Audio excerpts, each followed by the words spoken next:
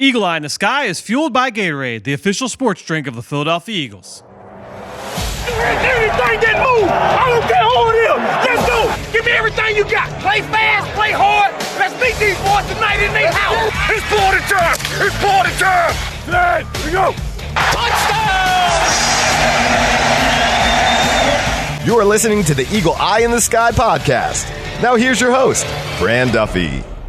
That's right. Another weekend. The Eagles season has ended here in 2019 as the Eagle Eye in the Sky podcast, fueled by Gatorade, continues. I'm Fran Duffy, and I think we've got a great show for you here on episode number 224. At the top of this week's show, we've got Chalk Talk, where I catch up with NFL Film senior producer Greg Cosell to break down what we saw on film from the Eagles' Sunday afternoon loss against the Seattle Seahawks. 2 times the Seahawks have come out east to play this Eagles team. They come away with a 17-9 victory in both of those occasions. We'll break down exactly what we saw. We're going to save the big picture talk a little bit for next week as we look to 2020 and beyond for this Eagles franchise. But we'll focus here on this game and some of those things that we took away from the film after watching both the offense and the defense. But before we get into our chat with Greg, just a couple housekeeping notes here, okay, as we transition into 2020. Number one, this podcast is not going anywhere. So make sure you stay subscribed to the feed. You can catch all of the episodes we're going to do on a weekly basis here on the Eagle Eye in the Sky podcast, fueled by Gatorade. I've got great guests lined up over the next few weeks.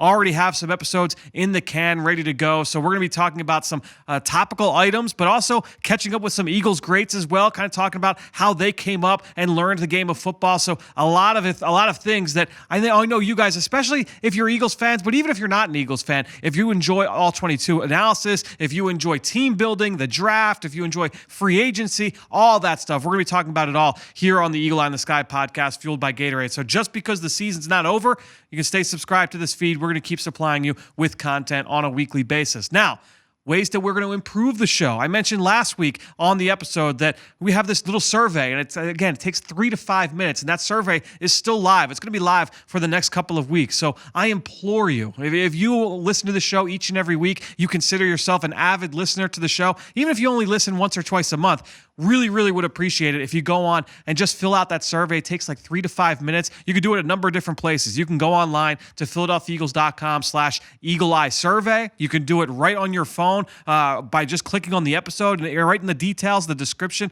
of the episode where it explains what we're talking about this week. You'll see the link to the episode or to the survey in there. And then also over on my Twitter feed at FDuffy3, I post the link a couple of times over the last week or so. So you can go check that survey out. And it really, again, this survey is meant to serve you guys. It's meant to serve you listening at home so we can make this show better and better. It has nothing to do with ads and monetization and things like that. It's all about content and trying to give you guys what you want here on a weekly basis on the Eagle Eye in the Sky podcast. So just go do us a favor, give that a listen. Now, looking forward to the next few weeks, I mentioned we're going to keep things going here on the Eagle Eye in the Sky podcast. We are also continuing things. We have not stopped on the Journey to the Draft podcast as well. So the Journey to the Draft podcast, we're going to be going live down to the East-West Shrine Bowl next week, a week from this Monday, the day after the Eagles lose. We will be down in St. Petersburg, Florida, the next week to cover the Shrine Bowl. We've got the Senior Bowl the week after that for the Senior Bowl down in Mobile. It's going to be a lot of top college players going head-to-head, a lot of matchups. So if you're excited about learning more about some of the top players coming up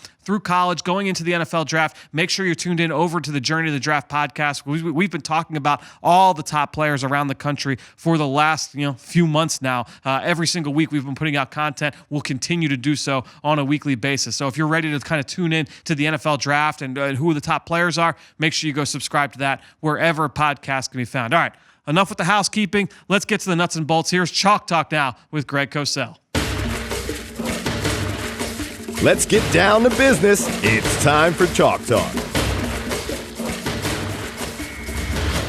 Joining us once again here on Chalk Talk on the Eagle Eye in the Sky podcast, fueled by Gatorade, our friend Greg Cosell from his cushy suite at NFL Films in Mount Laurel, New Jersey. Greg, welcome to divisional round week of the playoffs. Obviously, a tough loss for the Eagles on Sunday afternoon, 17-9 to the Seattle Seahawks. They lose Carson Wentz after the second drive of the game, and obviously it was just one injury on top of another for this Eagles team leading up to this point, and that was the one that they could not overcome. But let's kind of start there. First, I think a lot of fans, obviously we've seen the hit, right, of Jadeveon Clowney on Carson Wentz, but take us through what the film showed. What led up to that point? How did Carson Wentz get to that point when he was hit? Well, it's actually a very well-designed play. Because what they did is they had Boston Scott go in motion across the formation. He was going to run a wheel route, which is a vertical route. And I forget who the wide receiver was on that side, but he ran a vertical route as well. So they were pulling the defense out on that side of the field, the left side of the formation. And they wanted to throw a screen to Sanders and to that side. So you remove the defense from that side, and Sayamalu and Kelsey would be out in front leading. But Poona Ford, the D tackle for the Seahawks, did an amazing job reading it and pretty much hugged Sanders, taking away the throw. And when you throw a screen like that, there's no other read. So Wentz was kind of forced to run, and he ran to his right. And, of course, we all know what happened after that.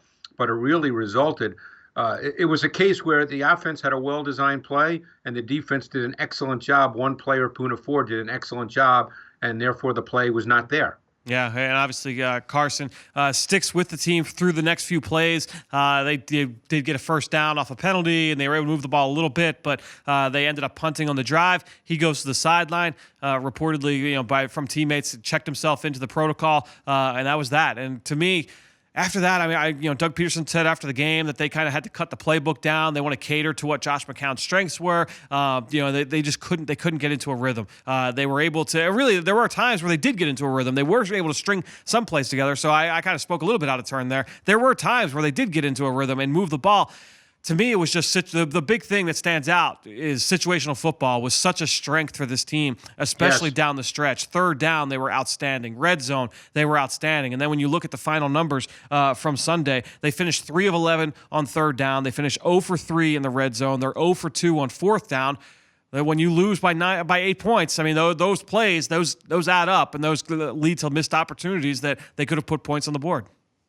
Yeah, the red zone was critical, and I thought that they really struggled. And again, if you're a Seahawks fan, you say the Seahawks did a great job with red zone defense, but the Eagles had a couple of real opportunities in the red zone, and I think what the Seahawks did extremely well was play their zone concepts, both in the tight red zone and the high red zone, and they played a lot of zone. They played sort of that red zone cover 2, cover 4, where the safeties are split, and you have that middle defender because the field is shorter. He's kind of a middle hole defender. You can call him whatever you want. Yeah. But they did a really nice job. The one that really stood out to me was that first possession of the third quarter where they started it off with a 32-yarder to Ertz, really well-designed play against cover 3. Yep. Nice high-low concept, beautifully executed. And then they get down, it's 3rd and goal, and the Seahawks did a really nice job in their zone concept, that red zone, that tight red zone cover 2, cover 4, of taking away, in a sense, both throws, because McCown looked to Goddard on the slant. Yep. That was taken away by Wright.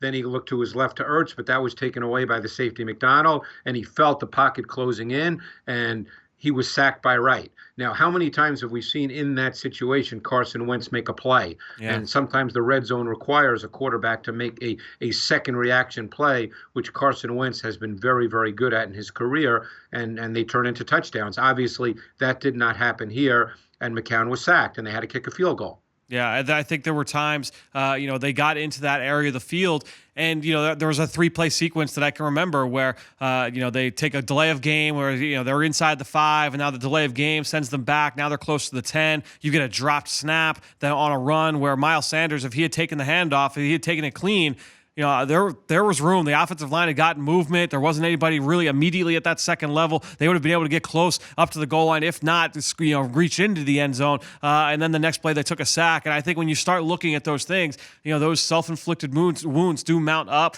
The Eagles took some penalties, a lot of false starts in this game. I got to think the change in cadence from Carson Wentz to Josh McCown played a little bit of a part in that as well.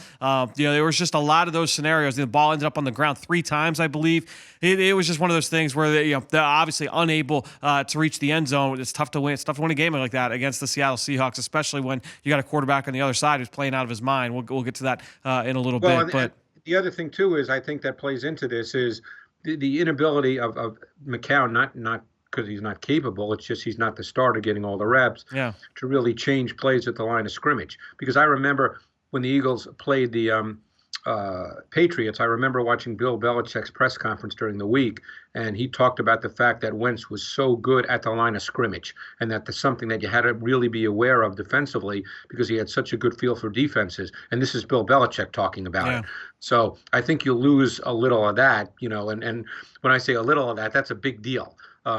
Particularly against a defense with the Seahawks that's, not that detailed and complicated. So, you're able to do those kinds of things. And I think you'll lose a little of that when your backup quarterback comes in who doesn't get a lot of snaps during the week. Yeah, and it's a great point because even Doug Peterson mentioned that on that final play, that fourth down play down in the red zone that essentially ended the game. There was a kill on that play that Josh McCown had tried to communicate, but not everyone got the call, so not everyone was on the same page. So, he wasn't able to get rid of the football. Now, a lot of people say, oh, well, at least just throw it up, get the ball out of your hand. But if people aren't where you expect them to be, it's tough to do in that kind of situation. So, it was obviously, it was just a tough performance. You hate to see it end that way after what this team had done to be able to claw back into contention. They win the NFC East second time in 3 years. They go to the playoffs for the third straight season. But look, we'll talk big picture next week. I think looking at this game, certainly one of the big things was losing Carson Wentz. And I think also once he went out, I think if McCown was playing with a full deck or even a half deck of what the Eagles have in terms of their overall talent on the roster,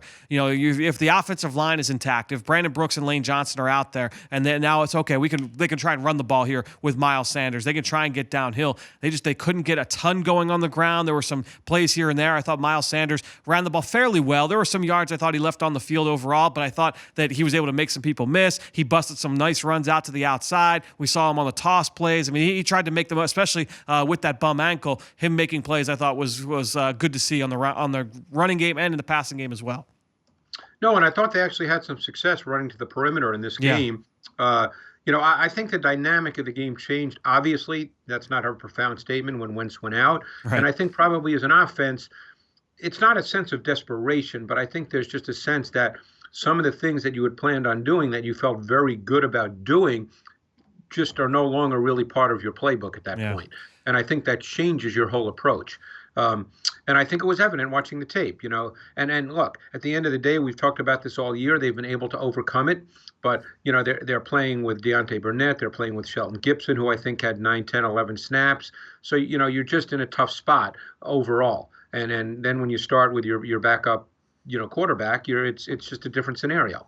Yeah, I mean, we've talked so much over the last few weeks about two of the staples that the Eagles have done over this winning streak was moving the pocket, and you're not going to do that as much with Josh McCown in the game. And the screen game almost disappeared on the back end. After that Carson Wentz injury, they didn't run too many screens, and the ones they didn't go all that well. I think when you look at a change in the game plan, one thing that they certainly went more towards was some of these vertical concepts. The 3-level stretches were very effective.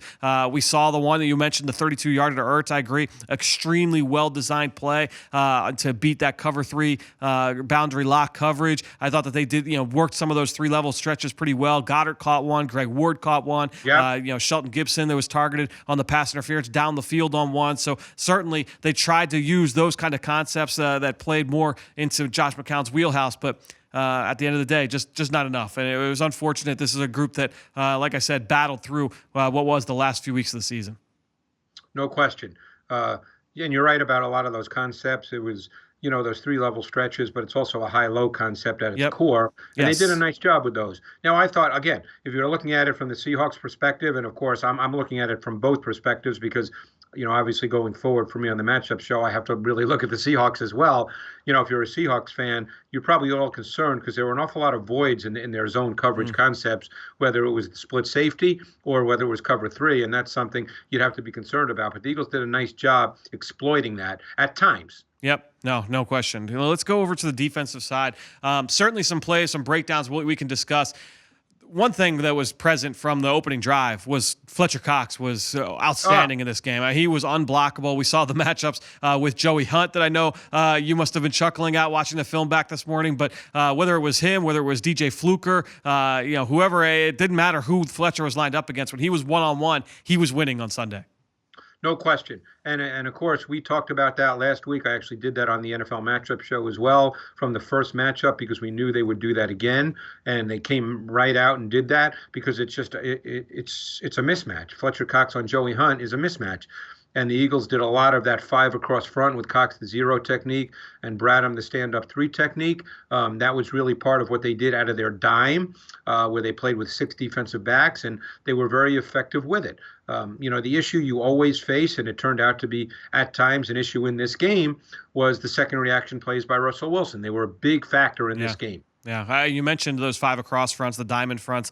Real quickly, before we get to Russell Wilson, I thought that Seattle, in the last 3 quarters of the game, had a nice adjustment to some of those looks where, we broke down a play on Eagles game plan. You did a great job of breaking the play down, how they had used, Nigel Bradham up on the line of scrimmage. Yep. And they would slide, at the end of the game, they were sliding the protection away from Bradham, not believing that he would come and he would get matched up on the running back and you'd get Malcolm Jenkins flying in and all that. So you did a great job of breaking that down. What I saw on film this morning was Seattle did a very nice job of later in the game, after they had seen Fletcher Cox, they're doing the same thing to us, sliding towards Bradham and now saying, okay, we're going to bring a tight end in and we're going to leave the tight end one-on-one with a defensive end, now forcing, okay, if you're going to green dog off the tight end, you're coming from further distance to try and get after Wilson, and the ball was able to come out. And I thought that was a really nice adjustment by Seattle against what the Eagles were trying to do to force those one-on-ones. I thought they also did a really good job, Seattle, of understanding that the Eagles are a green dog defense, and they had the back, Apt Homer, who was very good at this, by the way, in this game, absolutely aware of who the green dogger would be based on that 5 across and who was really who had him, so to speak.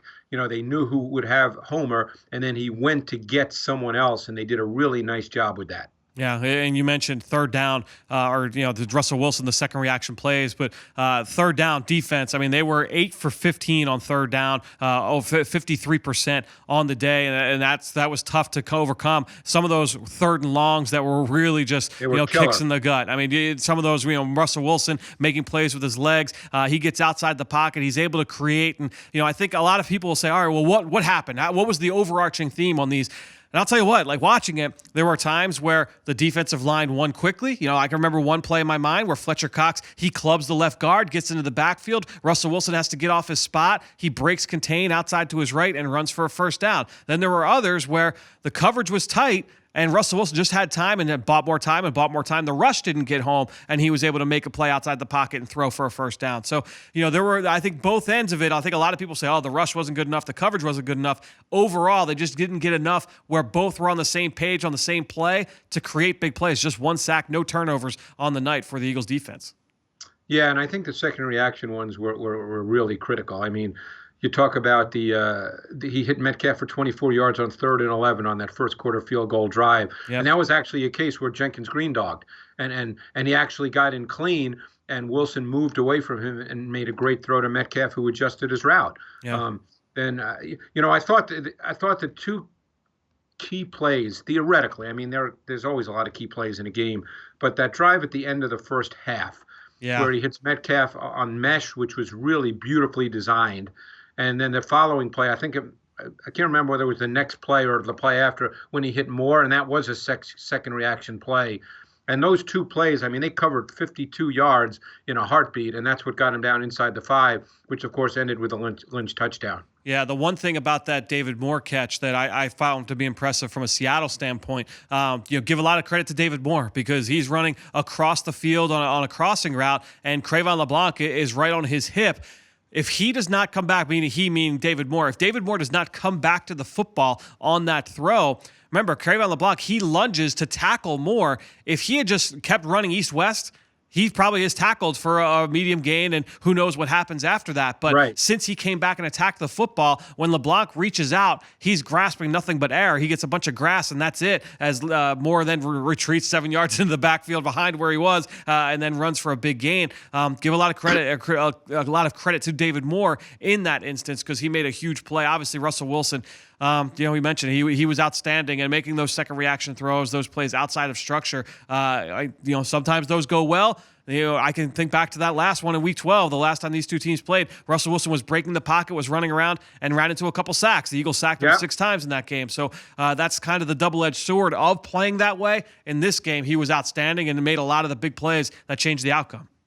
No, without question. And that's what you always can get in any given week with Russell Wilson.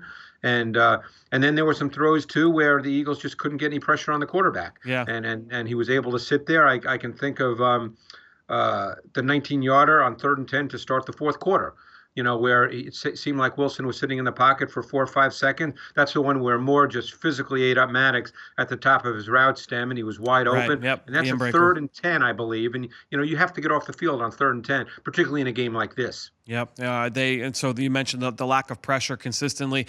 They tried to tune up the blitz a little bit. We saw that on that final drive. The Eagles go cover 0 on 3rd down. The Seattle comes back with a fake screen to the outside. They had burned them on a screen pass, the wide receiver screen, back in Week 12 against a cover 0 blitz to DK Metcalf. Metcalf catches that one and goes 15 yards for a first down. And then they pump the screen on this case and then throw it downfield to Metcalf, who comes up with a big play and obviously steals the victory. Metcalf, extremely physically gifted. You and I both watched him when he was coming out of Ole Miss. There was no doubt about his talent. I think really the big thing was, number one, he was raw, and everyone knew that. But number two, the injuries as well were a big deal, and every team was going to react to that differently during the draft process. Yeah, but he's a very interesting player. And, you talk about that last play, the cover 0. I thought that the Eagles showed it just a hair too early. And I think that Wilson saw it, and he knew what he had. Yep. And, I don't know whether he was going to throw the screen or not. We don't know that. They're not going to tell you that. But I thought that they showed it a hair too early. And once he saw that it was going to be Epps on Metcalf, he was throwing the ball to Metcalf. But he, Metcalf is at his best running vertical routes, crosser slants, getting him the ball on the move using his speed and his size. He certainly wins a lot of one-on-one matchups on the outside, and they isolate him as the boundary X. But he's a tough matchup. Yeah, no question. Certainly one of the more physically imposing wide receivers still playing right now in the playoffs. But, Greg, the one big thing before we close out, obviously the injury to Brandon Graham as well, as he was in and out of the lineup, certainly impacted. I mentioned that they would bring in an extra tight end to be able to help against those 5-across looks by leaving a tight end one-on-one with a defensive end. And whether, that was Vinny Curry, whether that was Josh Sweat coming off the edge, they were able to get those matchups done. And again, those defensive ends are coming from depth. The ball was typically coming out a little bit quick, but still, losing Brandon Graham at certain key points in this game certainly hurt the Eagles defense. Oh, without question. Because, Cox, we know that Cox can be absolutely dominant, and he certainly had many dominant snaps in this game. But I think Graham overall has probably been snap after snap the most consistently good D lineman this year, and he was a big loss because he moves around as well. He's obviously Cox can be a matchup player inside, but Graham can be a matchup player both on the edge and inside, and they lost that. Yeah, no question. Well, Greg, we're going to catch up next week, and we're going to talk all about this Eagles team, go position by position, kind of look at it overarching, big picture thinking going into the offseason and into the 2020 season and beyond. So we'll go big picture talking about this roster for next week's show. But until then, thank you for joining us once again here on Chalk Talk on the Eagle Eye in the Sky podcast, fueled by Gatorade, and we'll talk to you next week. All right, Fran, appreciate it. Thanks. Great stuff from Greg, as always. And you can follow him on Twitter just like I do, at Greg Cosell. And while you're at it, I'm at FDuffy3. That's where I post all the podcasts I'm a part of and all of our X's and O's content that we produce at PhiladelphiaEagles.com. And you know how much I appreciate everybody that listens to the show, but especially the ones that promote it on social media. And especially the ones that go onto Apple Podcasts or Stitcher. Leave us a rating and leave us a comment. And I want to give a shout out to a couple of people who have done that over the last few weeks. Jose Brocaro left a 5-star review saying they love the show and it's an awesome podcast. Jose, thank you very much. And then a couple longtime listeners as well chimed in with comments. Rich Bobby left a 5-star review saying that this show got him on the road to subscribing to the NFL Game Pass just for the All-22 film. Rich, thank you so much. Really appreciate your listenership over the years. And then Patrick Cossey left a 5 5-star review as well, saying that this show is a must-listen for Eagles fans and how we do a great job of simplifying complex football concepts so that the average fan can understand them. And Patrick, I can't tell you how nice of you that is to say. That is literally our goal each and every week. I know I can speak for Greg when I say that. Whenever we speak to you guys here on the show or any of the other content we do, we want to take what we see on film and simplify it, make it more easily digestible for the average fan. So Patrick, really appreciate that. Same with you, Rich, Jose. Thank you to you guys, and thank you to all of you out there for listening, not just to this show, but all of our podcast offerings at PhiladelphiaEagles.com. All right, before we wrap this up, again, just a couple quick reminders. This show is not going anywhere, so stay tuned. We talked earlier with Greg. We're going to talk about with him next week. Big picture thoughts about this team going into the offseason and then 2020 and beyond. We've got the Journey to the Draft podcast, driven by AAA. That podcast is really just kicking into high gear. We've been going each week through the football season. Well, we've got a lot in store over the next few weeks. Obviously, like I said earlier, Shrine Bowl next week, Senior Bowl the week after that. Combine is right, very close down the road. So make sure you're subscribed over to the Journey to the Draft podcast, driven by AAA. And then, as always, again, I said it last week as well, go check out that survey that I've got posted. It's connected right here in the show description. You can just go on your phone, slide right, you'll see the description, and you can click on that link. It takes a couple of minutes. You can do it right from your phone, or if you want to do it from your computer, you just go to PhiladelphiaEagles.com/EagleEye survey. Again, I've posted it on my Twitter handle as well. All right. That'll do it. Another show in the books here on the Eagle Eye in the Sky podcast, fueled by Gatorade. For everybody here at the NovaCare Complex, I am Fran Duffy. We will talk to you next week.